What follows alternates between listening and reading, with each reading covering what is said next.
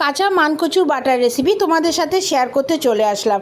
এই রেসিপিটা আমি যেভাবে দেখাবো এটা কিন্তু অনেকেই এখন এভাবে করে না, কারণ মানুষের কাছে এখন সময়ের প্রচণ্ড অভাব, আর তাছাড়া ব্যস্ততার যুগে এইভাবে রেসিপিটা খুব কমই করা হয়। তবে আমি বলবো আমি যেভাবে করছি রেসিপিটা কিন্তু তোমরা ঠিক এইভাবেই করো, খেতে কিন্তু দারুণ লাগে। তো তোমরা দেখতেই পাচ্ছ যে প্রথমে আমি মানকচুটাকে নিয়ে নিয়েছি। এবার মানকচুর ছালটাকে কিন্তু বেশ মোটা করে কেটে নিয়েছি। এরপরে একটা গ্রেটারে ভালো মতন গ্রেট করে নিয়েছি। তোমরা কিন্তু এটা মিক্সিতেও করতে পারো, কিন্তু আমি বলবো যে এটা তোমরা গ্রেটারেই গ্রেট করে নেবে। গ্রেট করে দেখো আমি হাত দিয়ে চিপে চিপে কচুর থেকে সম্পূর্ণ কচুর যে সাদা দুধটা থাকে সেটা বার করে ফেলেছি। তোমরা একটা ন্যাকড়ার মধ্যে চিপেও বার করে নিতে পারো, আমি হাত দিয়েই করে নিয়েছি। এবার হাত দিয়ে সম্পূর্ণ দুধটাকে কিন্তু আমি বার করে নিয়েছি। এরপরে যেটা করব সেটা আমি শিলে বেটে নেব। তো আমি আগেই বলেছি যে আমি যেভাবে রেসিপিটা করছি তোমরা জাস্ট একটু ফলো করো, আর এই রেসিপিটা ঠিক এইভাবেই করো। আমি কিন্তু শিলেই এটাকে বেটে নিয়েছি। এটাকে তোমরা মিক্সিতেই বাটতে পারো, কিন্তু শিলে বাটলে কিন্তু এই রেসিপির টেস্টটা একটু অন্যরকমই হয়।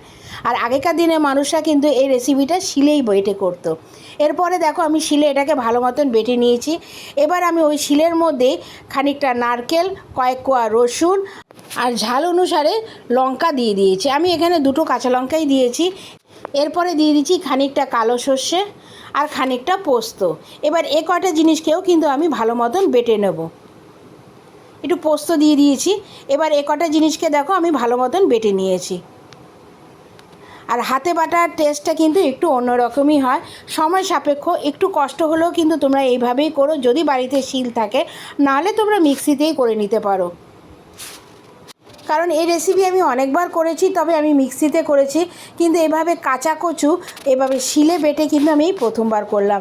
দারুণ হয়েছিল খেতে, গরম ভাতের সাথে কিন্তু খুবই ভালো লাগে খেতে। তো তোমাদের যদি সময় হাতে থাকে তাহলে এই রেসিপিটা একবার ফলো করে ঠিক এইভাবেই তোমরা বাড়িতে তৈরি করে ফেলো, আর আমাকে কমেন্টস করে জানিও যে রেসিপিটা কেমন হলো।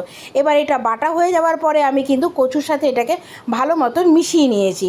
মেশানোর পরে দিয়ে দিয়েছিলাম খানিকটা নুন, ওই সময় নুনটা দিয়ে দেবে, আর দিয়ে দিয়েছিলাম সামান্য একটু মিষ্টি স্বাদের জন্য।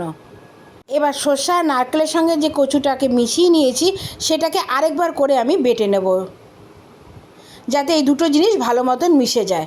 আর একটু টেস্ট করে দেখে নিও যে নুন আর মিষ্টিটা ঠিক আছে কি না। এবারে কয়টা জিনিসকে একটু ভালো মতন মিশিয়ে আবার করে আমি বেটে নিয়েছি। রেসিপিটা একটু কষ্ট হলেও তোমরা কিন্তু একটু বাড়িতে ট্রাই করে বলো যে রেসিপিটা তোমাদের কেমন লাগলো। আর রেসিপিটা যদি সত্যিই তোমাদের ভালো লেগে থাকে তাহলে কিন্তু একটা লাইক, কমেন্টস আর এটা বন্ধুদের সাথে শেয়ার করে দিও। ব্যস্ততার যুগে মানুষ কিন্তু অনেক রেসিপি আস্তে আস্তে হারিয়ে ফেলছে, তবে মা ঠাকুমাদের আমলের রেসিপি কিন্তু মানুষ কোনো দিন ভুলবেও না, আর ভুলতেও চায় না। তাই একটা ভিন্ন ধরনের রেসিপি আমি তোমাদের সাথে শেয়ার করে ফেললাম। ভালো লাগলে কিন্তু কমেন্টস করতে ভুলে যেও না। এবার যখন বাটা হয়ে যাবে, সব কটা জিনিস যখন মেশানো হয়ে যাবে, ঠিক তখন দিয়ে দেবো খানিকটা কাঁচা তেল।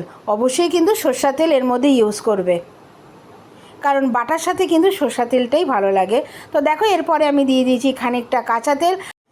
আমার রেসিপিটা কিন্তু সম্পূর্ণ কমপ্লিট। আর রেসিপিটা যদি তোমরা ফেসবুক থেকে দেখে থাকো তাহলে অবশ্যই একটু ফলো করে দিও, আর যদি ইউটিউব চ্যানেল থেকে দেখে থাকো তাহলে কিন্তু সাবস্ক্রাইব করে দিয়ে আমার পাশে থেকো। এরকম নিত্য নতুন আর একদম পুরনো ধরনের রেসিপি তোমাদেরকে আমি যাতে শেয়ার করতে পারি। আবার আসবে একটা নতুন রেসিপি তোমাদের সাথে শেয়ার করতে। তোমরা ভালো থাকো, সুস্থ থাকো। এখনের জন্য টাটা।